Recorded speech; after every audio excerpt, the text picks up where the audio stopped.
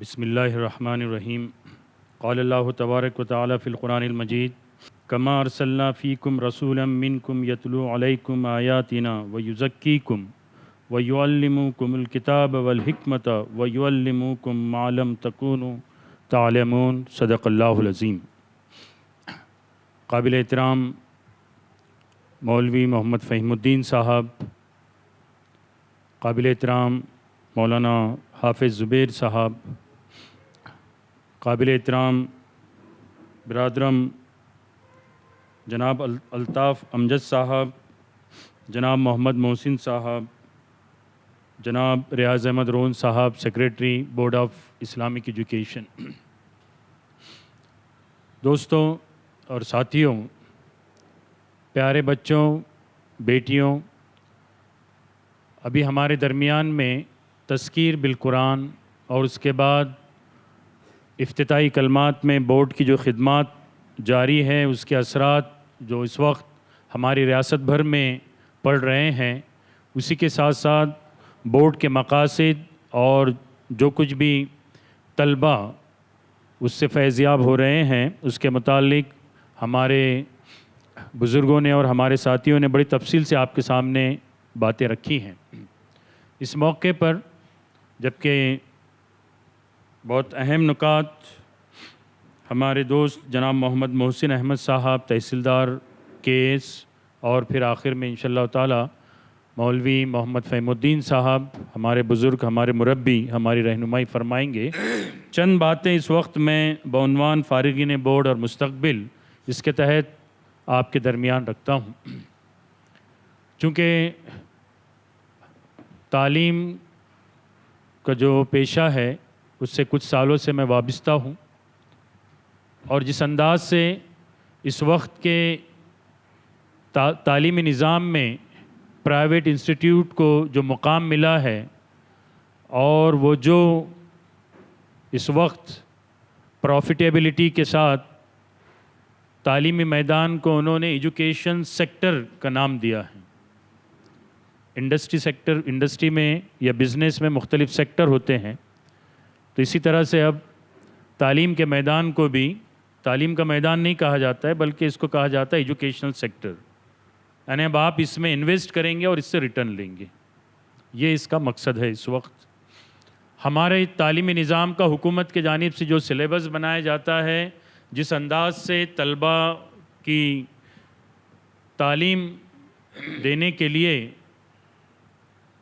Teachers حضرات و خواتین کو رہنمائی کی جاتی ہے، اس میں جو فریم ورک ہوتا ہے، اس فریم ورک میں یہ بات بتائی جاتی ہے کہ بچوں کے اندر یہ اسکل پیدا ہونی چاہیے، یہ میتھمیٹکس کو حل کرنے کا ان کے اندر مادہ یا وہ ایبیلٹی پیدا ہونا چاہیے، سائنس میں ان کو زیادہ مارکس ملنا چاہیے۔ اور میں سمجھتا ہوں کہ یہاں جو موجود ہیں، اگر آپ فوری طور پر مجھے بتائیں کہ اس میں سے وہ کتنے بچے ہیں یا کتنے پیرنٹس ہیں جو یہ خواہش رکھتے ہیں کہ ان کے بچے انگلش لٹریچر میں یا پھر ہسٹری میں یا پھر سوشالوجی میں یا پھر قانون کے میدان میں وہ ایکسپرٹ بنے۔ میں سمجھتا ہوں کہ اگر میں آپ سے ایک بات کہوں تو شاید 30% سے زیادہ ہاتھ نہیں اٹھیں گے، زیادہ سے زیادہ 30%۔ لیکن اگر میں یہ بات پوچھوں ہمارے بچوں سے، والدین سے، ان کی خواہش کیا ہے، تو ہر کوئی یہ کہے گا کہ ہمارا بچہ یا بچی ڈاکٹر بنے، ہمارا بچہ یا بچی انجینئر بنے،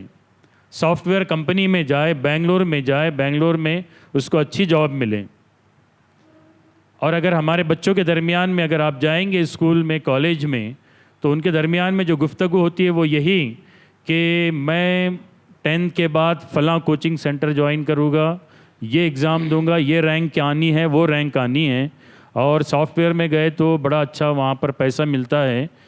یہ 7ویں 8ویں کلاس کے بچوں کے درمیان گفتگو ہوتی ہے، انٹریکشن ہوتا ہے۔ تو معلوم یہ ہوا کہ موجودہ تعلیمی نظام اور تعلیم گاہیں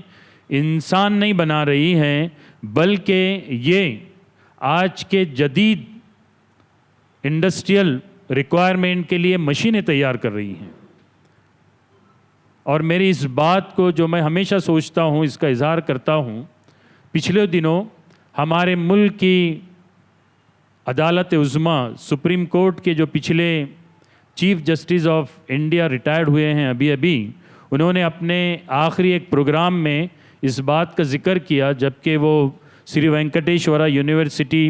آندھرا پردیش میں ایک کلیدی خطبہ دے رہے تھے. انہوں نے کہا تھا یونیورسٹی کے اس ہال میں انہوں نے یہ بات کہی کہ ہمارے تعلیمی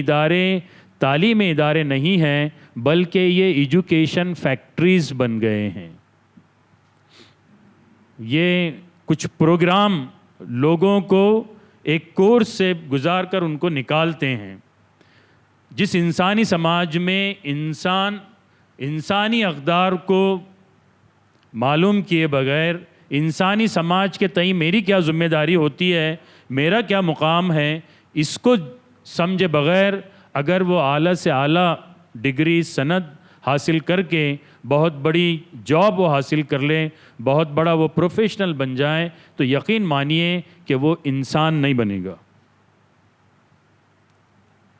بلکہ وہ انسانوں کا استحصال کرنے والا، انسانوں کو ان کی اپنی مجبوریوں اور ان کی اپنی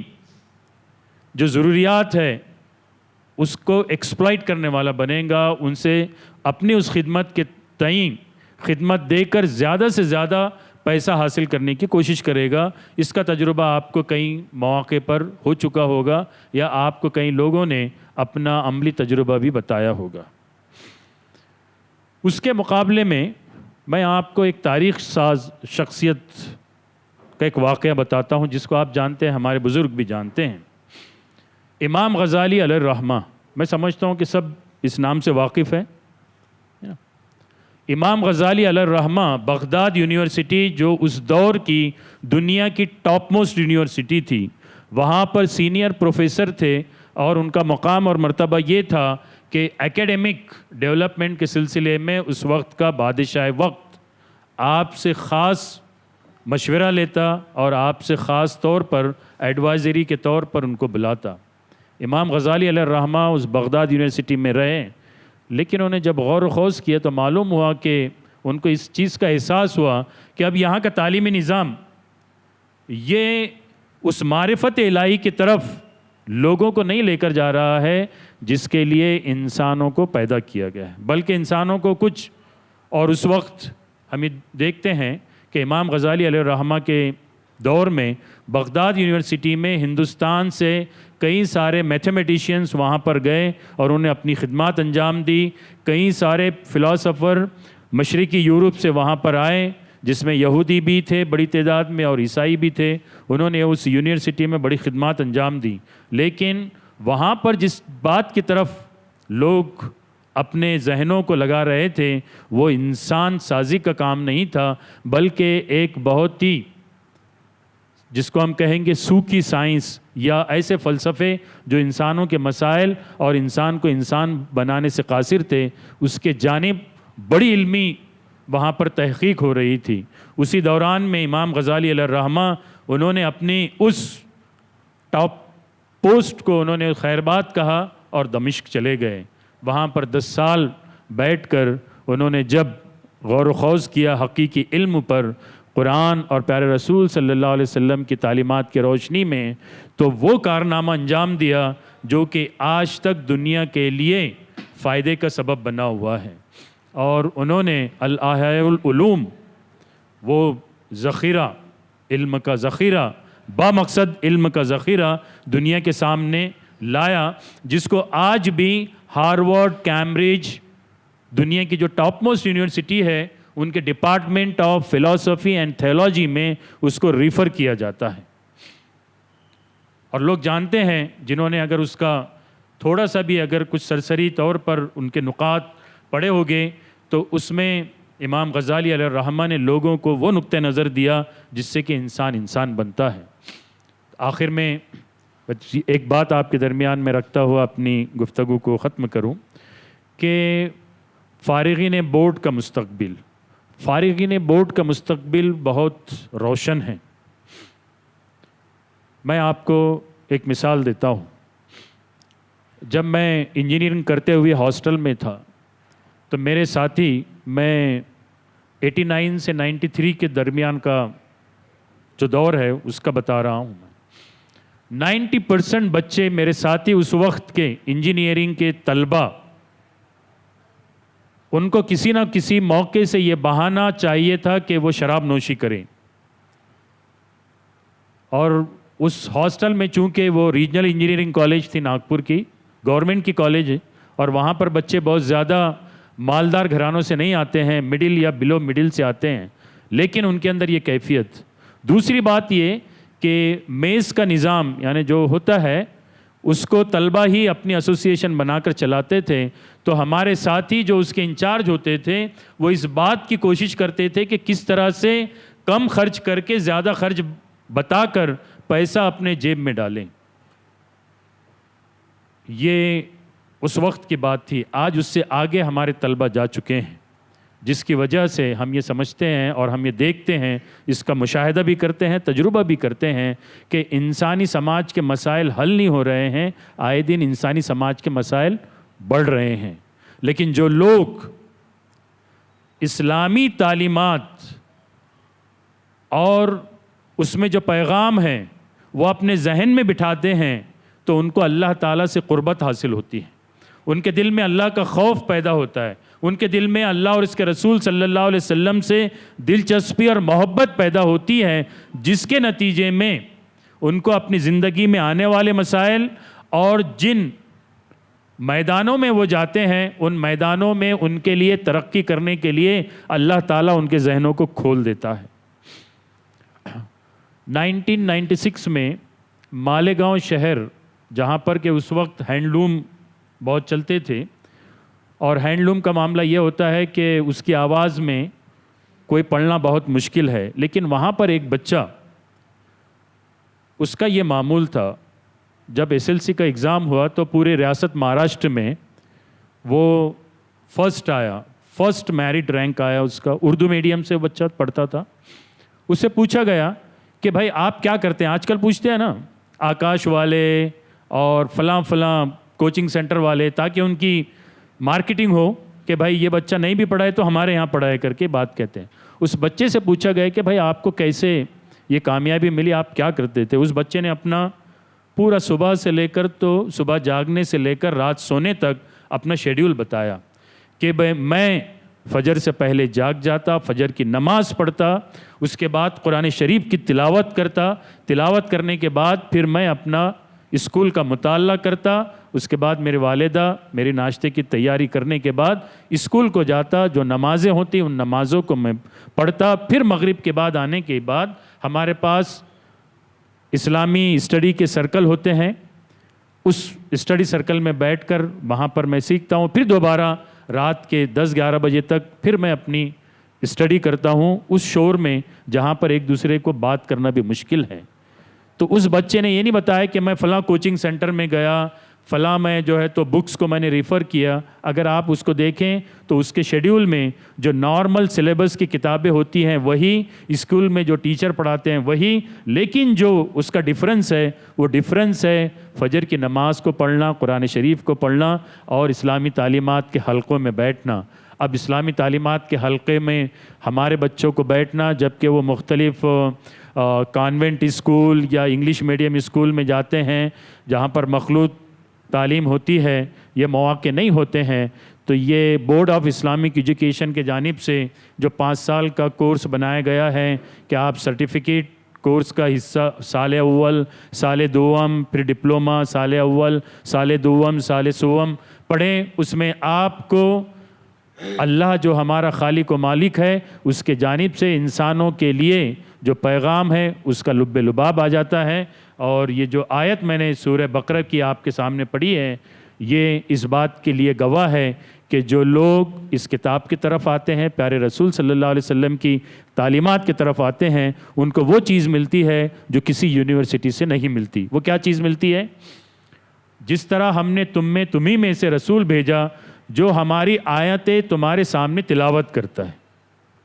بچوں کو آیات کے ترجمے اس 5 سالہ کورس میں ان کے سامنے آتے ہیں، اور تمہیں پاک کرتا ہے خیالات، اور تمہیں کتاب و حکمت اور وہ چیزیں سکھاتا ہے جس سے تم بے علم تھے۔ بس یہی بات آپ کے سامنے رکھوں کہ حکمت کا جو ورڈ ہے اس کا ہم معنی کسی اور زبان میں نہیں ہے۔ اگر آپ کہیں گے انگلش میں ہے تو انگلش میں جو الفاظ شروع ہوتے ہیں معلومات کے لیے انفارمیشن ہے، اور پھر اس کے بعد ہم جس کو کہتے ہیں ایجوکیشن اس کے لیے تعلیم ہے، اور جس کو ہم کہتے ہیں کہ بھئی بہت ذہین ہے ٹیلنٹ کہتے ہیں، اور جس کو ہم یہ کہتے ہیں کہ اس کو بہت وزڈم ہے تو اس کے پاس ایک سمجھ ہے، بوجھ ہے۔ حکمت انسان کے پاس ایک الگ سطح کی ہوتی ہے جو ہر ایک کو نہیں ملتی، لیکن اس اسلامی تعلیمات کے روشنی میں اگر انسان اپنے علم کو حاصل کرے تو وہ اس کو حکمت ملتی ہے، اور حکمت یہ مومن کی متاع ہے۔ اس کے لیے اگر ہم اس کورس کو پڑھیں، ہمارے بچوں کو اس میں داخلہ دلائیں، اس کو عام کریں، تو انشاءاللہ تعالی یہ بات جو دوسری جگہ پر ہم کو نہیں ملے گی، چاہے آپ کہیں سے بھی پی ایچ ڈی کر لیں، یہ بات انشاءاللہ تعالی یہاں پر آپ کو ملے گی۔ اس کے کئی مثالیں ہیں، چونکہ موقع نہیں ہے میں آپ کو بتا پاؤں کہ حکمت کیسی الگ چیز ہے جو ہمیں دیکھتے ہیں کہ ابن سینا اس طرح کے لوگوں کو ملے، امام غزالی علیہ الرحمہ کو ملے، ابن تیمیہ رحمۃ اللہ علیہ کو ملی۔ ان کے مقابلے میں اگر ہم دوسرے سائنٹسٹ دیکھتے ہیں تو ان کی سائنس کی چیزیں کہیں جا کر انسانی مسائل کو حل نہیں کی، مشینیں تیار کی ہیں۔ تو اس بورڈ سے فارغین کے لیے جو مستقبل ہے وہ یہی ہے کہ وہ انسانیت کی جو معراج ہے اس کی طرف ان کا سفر ہوتا ہے، اس کی طرف جانے کے ان کو مواقع ملتے ہیں، اور ان تعلیمات سے جو دور ہو کر کسی بھی یونیورسٹی کی تعلیم حاصل کرتے ہیں تو ان کو ہنر آ سکتا ہے، اس ہنر کے ذریعے سے انسانی مادی ضروریات کو وہ پورا کر سکتے ہیں، لیکن انسانیت کی خدمت انسانی جذبے کے ساتھ اس کے لیے وہ تیار نہیں ہو سکتے ہیں۔ تو یہ بہترین موقع ہے کہ ہمارے بچوں کو، ہماری نئی نسلوں کو ہم اس بورڈ کے اس کورس میں داخلہ دلائیں، اور اس کے ذریعے سے ان کو ہم ان کی تربیت کریں اور ان کی ذہن سازی کریں۔ وآخر دعوانا الحمدللہ رب العالمین۔